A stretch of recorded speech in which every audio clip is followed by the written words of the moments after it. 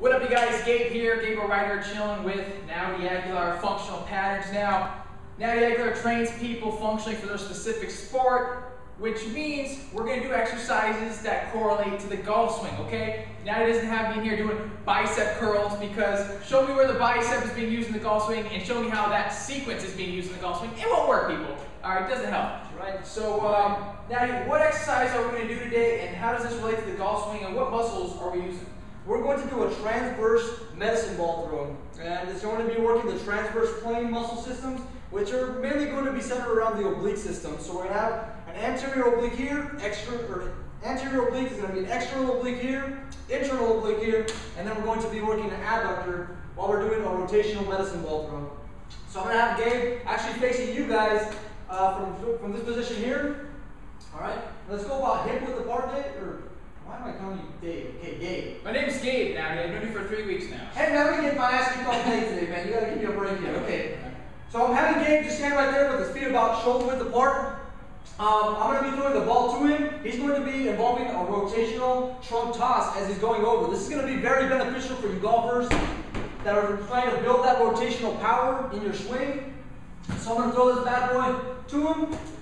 Then you're going to notice he pivots his toe over as he goes to the other side. So he'll pivot. Then you'll chunk that sucker back. I want you to work a little more on that thoracic extension, Gabe. Try not rounding that upper back. Excellent. Also, if you guys notice, he kind of gets a little bit of a coil going around to the back, and it allows him to build some momentum. So if he just goes straight to that wall and back, and he stops the momentum here, he won't get so much. It's when he gets that trunk rotation that he can build that coil for it. So you'll notice he gets that good rotation, that way he can whip that medicine ball right back at us. Now, make sure you don't move your hips too far, bro. Because when you go too far over like this with your hips, it throws you off. Make it more of a trunk engagement. So the hips stop. There it is. You feel the difference there? There it is. Keep that thoracic extended. Come on, Gabe. And kind of losing his balance a little bit. Not so good. Much better that time around. So the key here is that you want to look for control through the entire range of motion. If you notice that you're flopping around like crazy while doing this exercise, it probably means that you're deficient in some type of movement pattern. Really try doing the best that you can. And one thing you told me too was you kind of want to have your chest come down a little bit. Yeah, totally. Okay, so that's a very important point because I talked about this with him before. If I was, like I showed you guys before, like doing something with a cable machine where you're going 100% transverse load and 100% horizontal load coming from a cable machine. So at that point, if you're pulling something directly from that direction across your body, it's fine for you to move your body and keep yourself completely upright. But the thing is with the medicine balls, when you throw it across, it's actually slightly coming downward. So you have to match the angle of that and slightly drop the chest down and put yourself into trunk flexion. So now you have to reposition your body. Opposed to if you were doing it on a cable machine, you go straight across. So here, you come downward slightly, then you throw the sucker back. You end up upright, but when you catch, you kind of come with the downward angle of the medicine ball, and you come right back and throw that medicine ball. Okay, let's do the other side now. Okay. And one more thing, because these are the problems I had. You told me not to come too far this way with my front foot. Oh, that's another big point. So let's get in that position again. Okay. So when you come over, you'll notice that if you're swinging your golf, if you're going through your golf swing, you don't want to find yourself with your knee dipping forward like that. You want to make sure that you have a good base.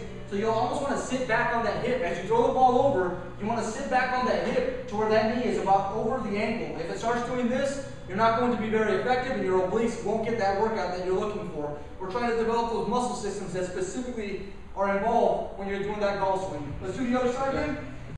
Okay. All right, Gabe, go. And again, let's stay grounded here. Really build that torque going across this way, Gabe. Okay. Bingo, good. Good. Just try making more trunk rotation, not so much hip. Okay. More trunk, less hip. It's still a little bit too much hip. So you don't have to swing too far across either, brother. About right there, then you come back, but just keep your thoracic extended there. So this is Gabe's weaker side right here. This is actually going to help develop his backswing. For those of you that just work on your golf swing, like if you're right-handed, you can actually ruin your swing in the long term because you train the concentric loading of your body too much coming forward.